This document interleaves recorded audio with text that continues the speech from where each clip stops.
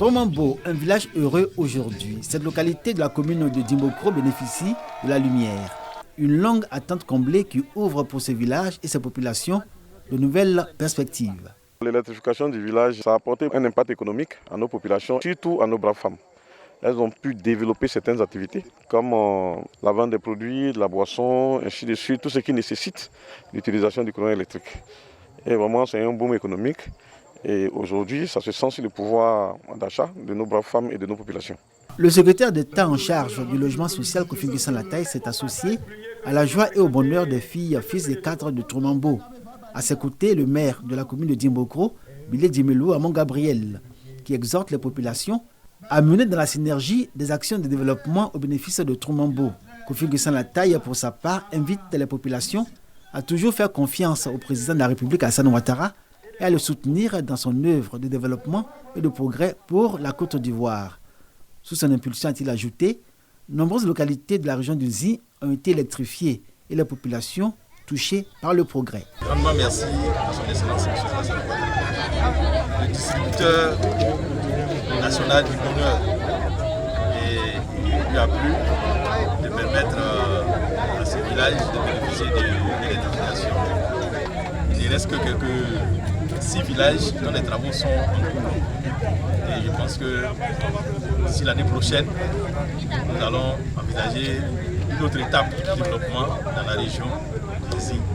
En sa qualité de président du conseil régional du Zi, Kofi N'Guessan-Lataille a exhorté les filles, fils et cadres de Tromambo à créer un cadre de réflexion et de concertation pour le développement de leur village à travers une mutuelle.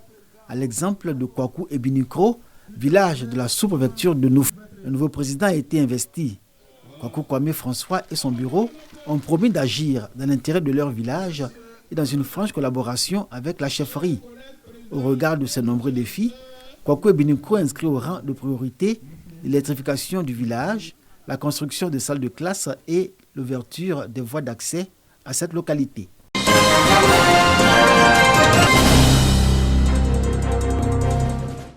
Lancé depuis le 9 août 2018, le Comité national d'identification des structures d'appui et d'encadrement, CISAE, est encore méconnu.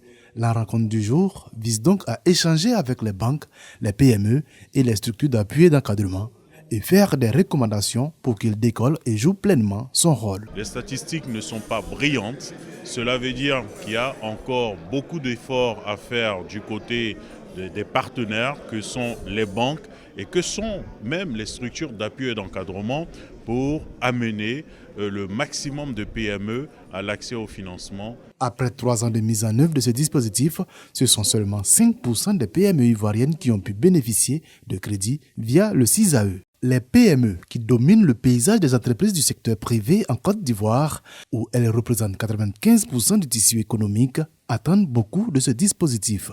Un dispositif d'une telle ampleur ne peut être vraiment opérationnel que s'il est vraiment maîtrisé et connu par les différents acteurs.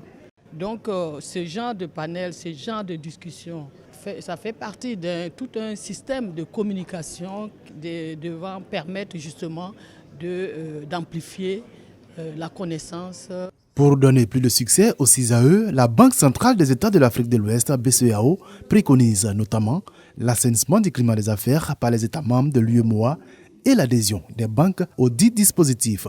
Au 31 octobre 2021, ce sont quelques 225 structures d'appui et d'encadrement qui ont été sélectionnées.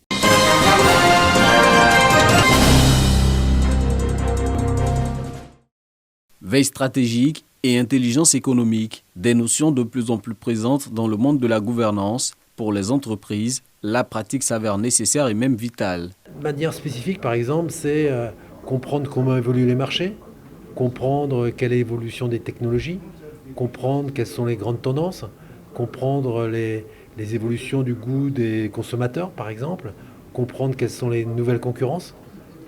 Toutes ces choses-là, c'est absolument capital parce que si vous les découvrez trop tard, vous vous retrouvez hors jeu. Au-delà du secteur privé, la veille stratégique a fini par s'imposer dans les processus de développement socio-économique des États, En Côte d'Ivoire, le gouvernement s'est doté depuis 2015 d'un mécanisme institutionnel de veille stratégique adossé à la 4e étude nationale prospective dénommée Côte d'Ivoire 2040. Place désormais au renforcement de capacité des agents du ministère du Plan pour la mise en œuvre de ce mécanisme.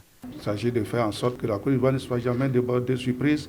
Il faut toujours fournir l'information stratégique nécessaire pour que le décideur puisse prendre à temps opportun les décisions les plus appropriées.